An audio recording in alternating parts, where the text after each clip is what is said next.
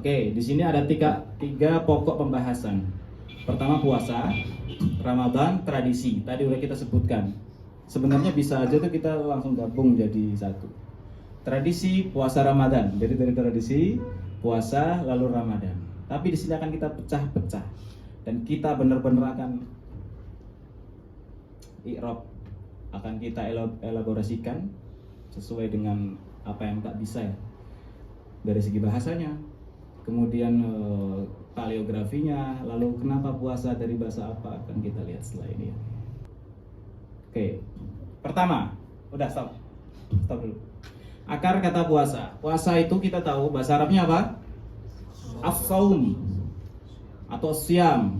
Tapi kita sebagai umat muslim benarnya siam. Karena saum sama siam itu mengandung arti apa? Huruf ilahnya ada apa tuh? Antara saum siam bedanya di mana? Huruf ilahnya ada di alif. Wah, udah kayak kajian cuma apa mana aja. Mana aja ilmu. Oke, alif itu menggantikan wawu ketika menjadi siam. Alif itu menjadi sebuah simbol ketegaan, tegak, kuat, kemudian tak goyah dengan segala godaan.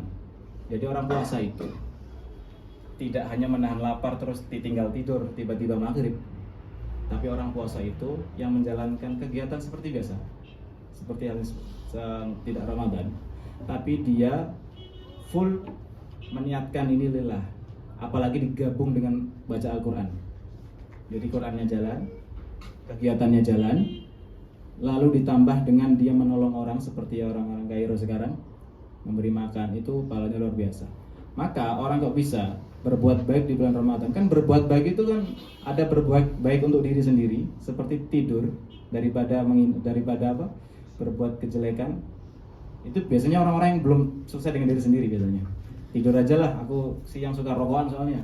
Aku siang suka berbuat dosa atau maksiat, menyelamatkan, baik bagi dia. Tapi ada kebaikan untuk orang lain dan ini paling lebih besar. Ini dulu yang pernah sampai dilakukan oleh Muhammad Al-Fatih ketika menaklukkan Konstantinopel. Aku pengen turun jadi sultan aja lah, nggak mau aku naklukin lagi. Kenapa? Aku pengen ibadah, itu setelah ya kayaknya. Pengen ibadah, fokus, dekat dengan Allah. Akhirnya Aksamsuddin gurunya, atau saya ada Bali, aku lupa. Aksamsuddin mengatakan, Fatih, Mehmet, kalau kamu berkholwat atau menyendiri hanya untuk ibadah dan ente melepaskan jabatanmu sebagai sultan, mungkin kebaikannya hanya untuk dirimu sendiri. Tapi ketika kau menjadi sultan, orang-orang bisa ibadah dengan aman, nyaman, tentram. Pahalamu lebih besar. Hakata. Jadi puasa ini alangkah baiknya ya kita lebih banyak, mumpung ini masih 7 hari lagi ya, atau 8 hari lagi menuju Lebaran, kita kencangkan sabuk, karena itu yang dipesankan Rasulullah. Ketika 10 hari terakhir itu makin kencangkan lagi ibadahnya. Makanya di situ as-siyam, makanya dibilang kutiba alaikumus siyam. Meskipun ada kata saum, karena saum juga maknanya banyak. Secara literal, saum itu bisa diartikan cuma nyepi, tidak ngomong atau tidak minum saja. Tapi kalau siyam itu benar-benar lebih spesifik kepada syariat Islam. Apa secara lughah itu al-imsak anis syai' wa tarku lahu. Ini anak rujuk dari kitabnya, banyak sih kitab-kitab fikih siyam, dan juga di kitab sejarah Arab yang paling otoritatif ya, namanya Al-Mufassal. Udah punya Ustaz Mursyid? Al-Mufassal fi Tarikhil Arab Qabla al-Islam karya Dr. Jawad Ali. Ini kitab paling otoritatif, ada 11 jilid, satu jilidnya sekitar 700 halaman. Itu ada bagaimana puasanya orang jahili, bagaimana puasanya orang-orang Yahudi di Mekah, Madinah dulu, di Madinah ya bukan, dan lain sebagainya. Kemudian bahasa Indonesia kita akrab dengan kata puasa, ya jelas puasa. Artinya apa? Ini dari KBB ini, meniadakan makan, minum dan sebagainya dengan sengaja. Kalau nggak sengaja bukan puasa namanya, karena puasa harus niat. Entah itu secara bahasa harfiah ataupun secara terminologis. Hakada. Nah terus kita penasaran, puasa ini dari bahasa apa? Apakah seperti yang di YouTube itu dari bahasa India, dari bahasa Gujarat? Mari kita lihat. Klik. Oke, lihat. Itu teks aslinya puasa tuh kayak gitu. Dari bahasa Sanskerta. Jadi, antum jangan samaratakan bahasa India itu semuanya. Iya, mungkin rumpunnya Hind.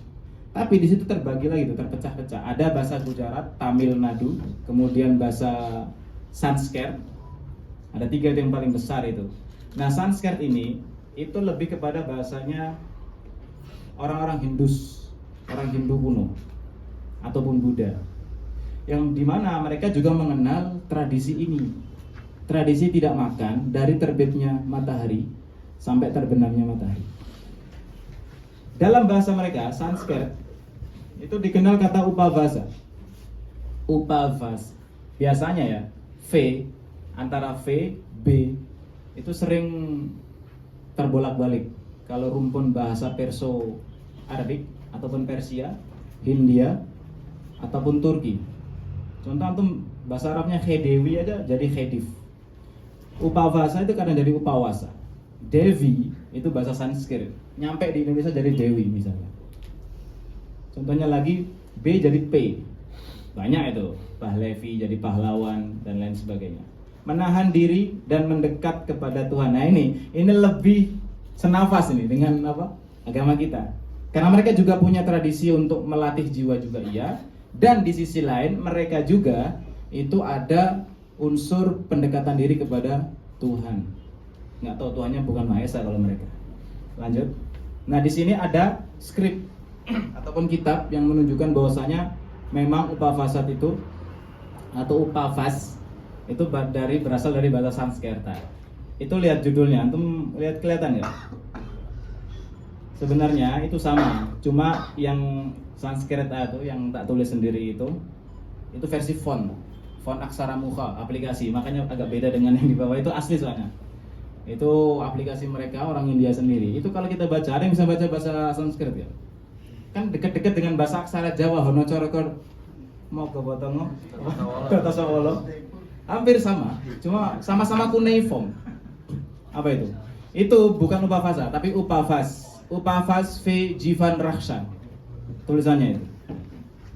Oke, saya sini ya biar jelas ya. Ini upavas V Jivan Raksha. Artinya apa? Puasa atau alarm bangun bu. Puasa atau menahan lapar dan minum, dan karena V itu artinya dan. Kalau di Arab apa? Wa. Kalau di Ibrani va. Hampir serumpun. Jivan Raksha artinya penjaga kehidupan. Puasa dan penjagaan kehidupan. Puasa lebih kepada ketuhanannya. Penjagaan diri, iya, ada nilai unsur untuk menjaga tubuh tetap bugar, sehat. Bahkan antum tanya orang medis saja, antum puasa dalam sehari nggak makan itu bisa mengurangi sel kanker. Oke, next.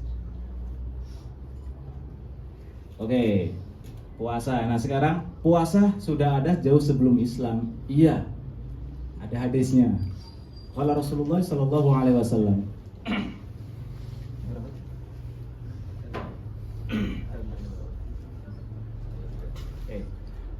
Rasul pernah mengatakan gini teman-teman. Siyamu Ramadan katabahullahu 'alal umami qablakum. Bahkan di Quran pun ada juga. Puasa itu telah diwajibkan Allah atau udah ada sebelum kalian atau dari umat-umat sebelum kalian. Umat apa? Wallahu alam. Enggak secara eksplisit Quran menyebutkan. Kenapa? Quran menyuruh kita berpikir. Akhrajahu Ibnu Abi Hatim ini dalam tafsirnya dijelaskan seperti itu, dan riwayat alinya, sanad alinya dari Ibnu Umar bin Khattab. Nah, di sini lihat, puasa Ramadan sudah diwajibkan umat-umat sebelum kalian. Bisa kaum Ad, bisa Hud, kaum Ad, kaum Tsamud, orang Nabatean mungkin, Mesopotamia bisa jadi.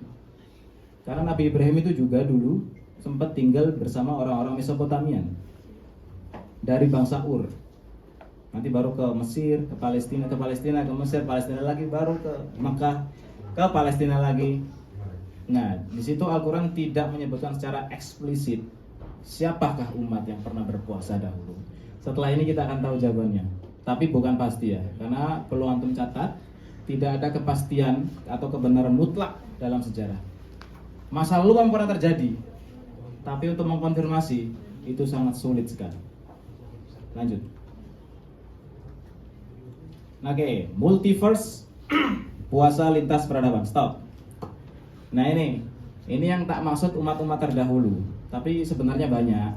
Cuma tak batasin aja. Ada 5 selain Islam. Makanya agak tak giniin kayak pizza dilepas gitu.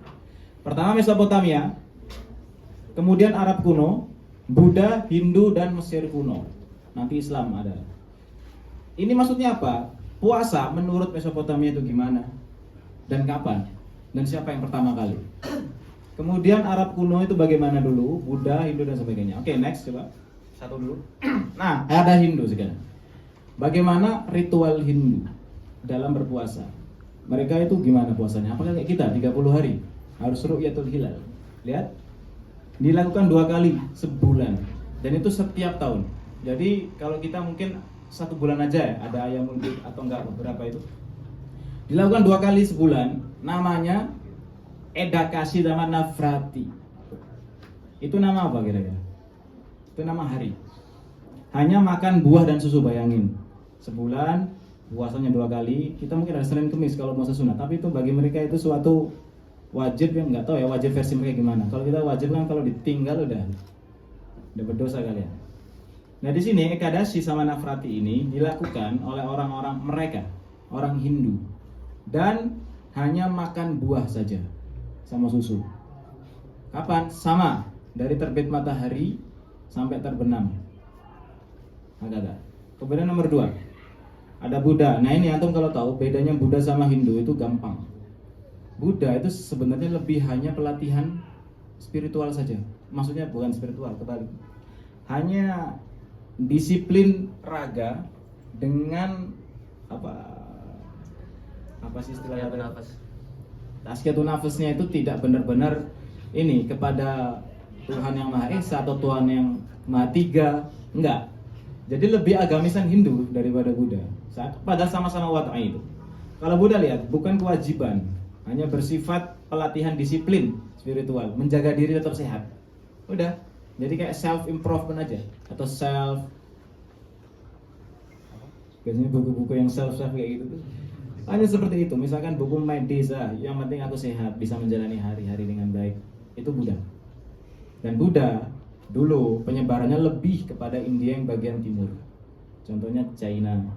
Kemudian daerah-daerah yang pakai cuneiform itu ya tulisannya. Contoh Sun Gokong pun dulu Buddha. Bukan Hindu.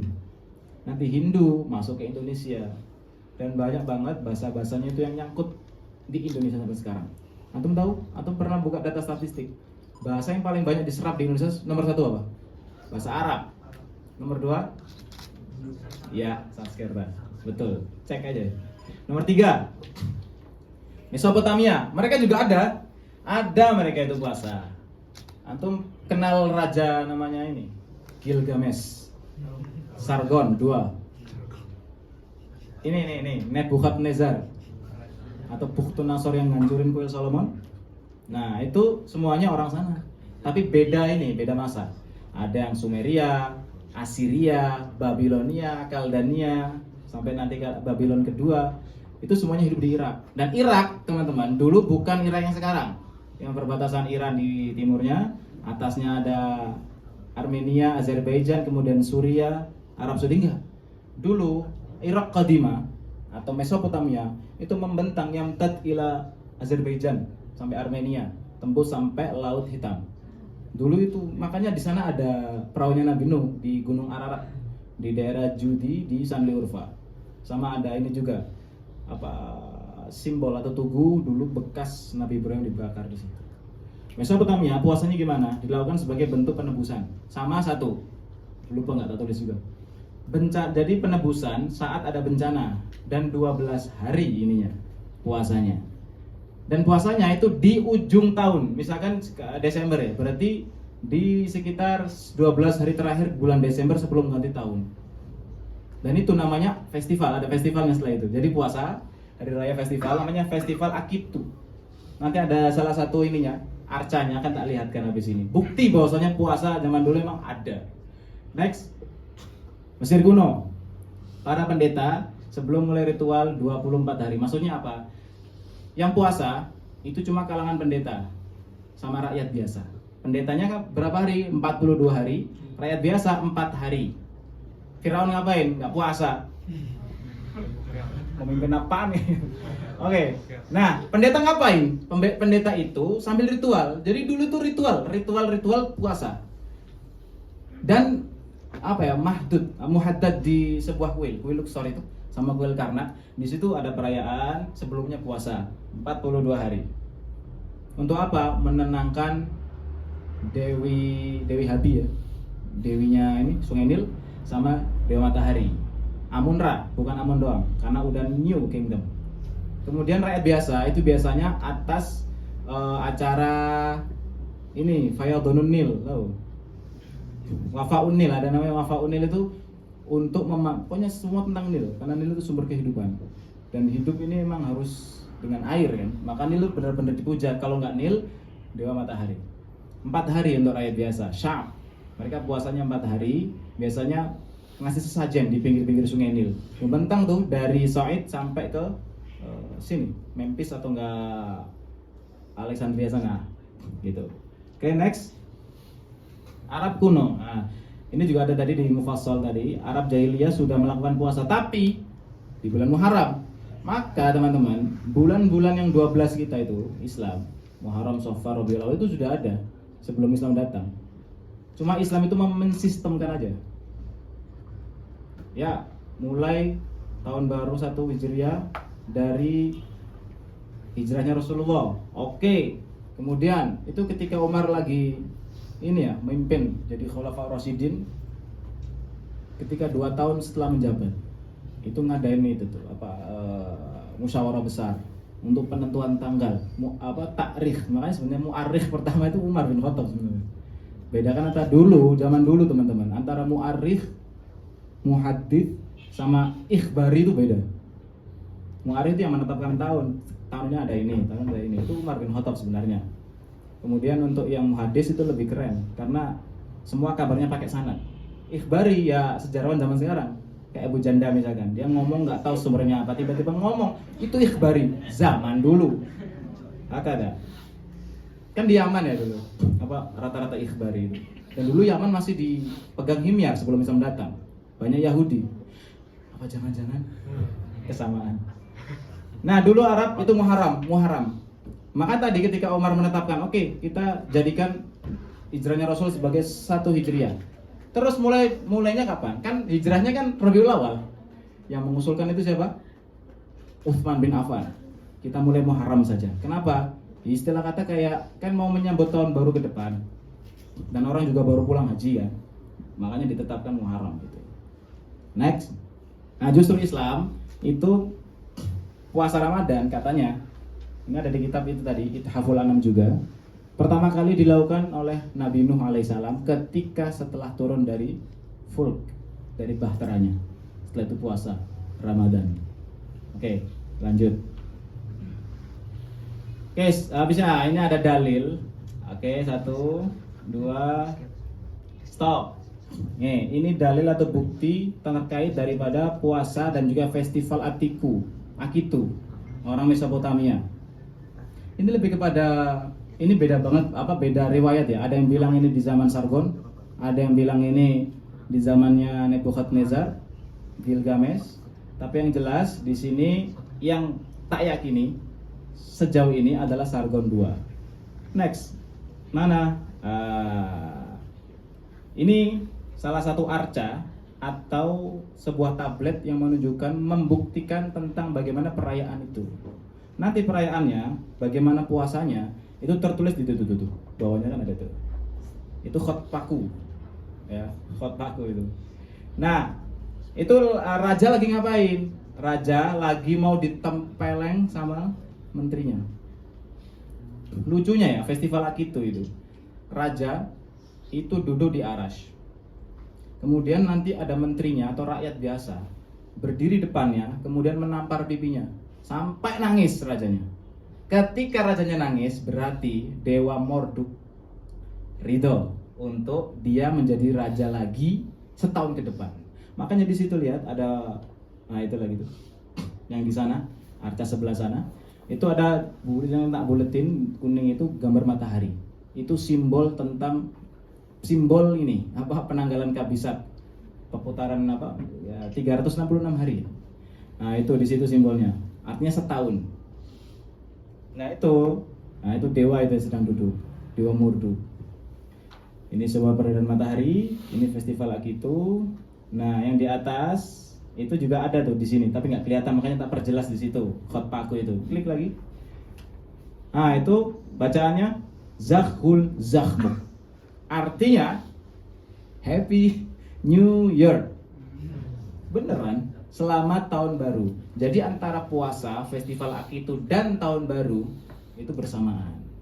Gitu. Oke, next. Oke, stop. Oke, antum tahu itu dewa apa?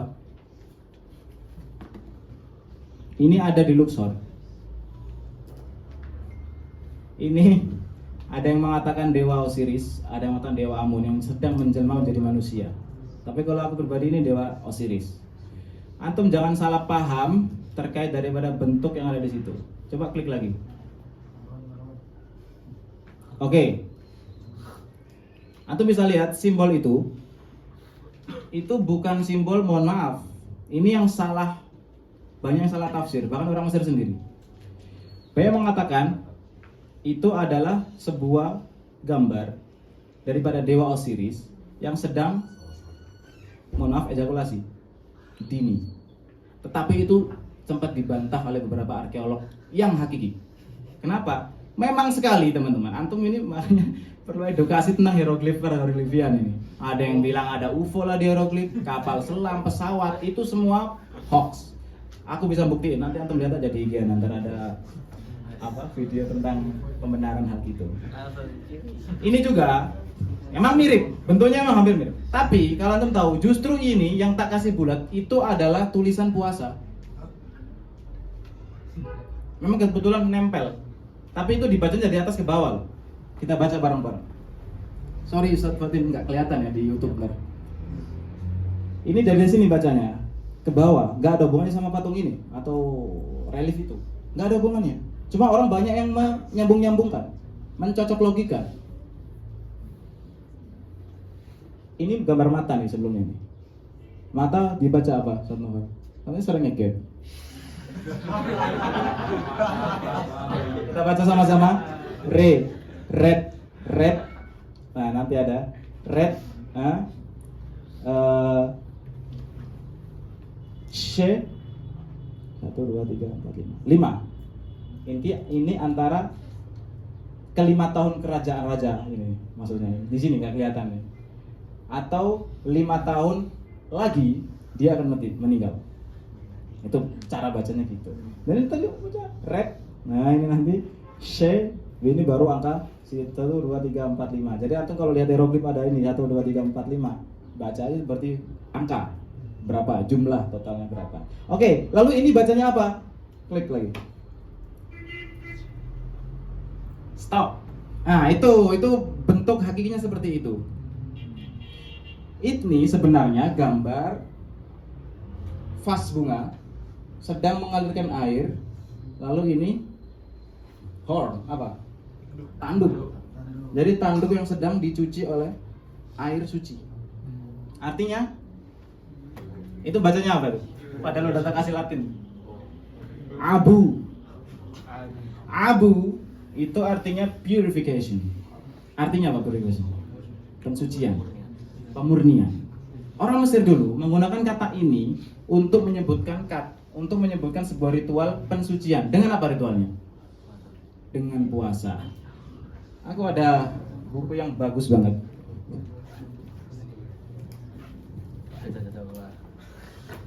Ini ditulis oleh Francisco Doma. Dia seorang arkeolog di abad ke-20 awal. Dia lahir tahun 1915.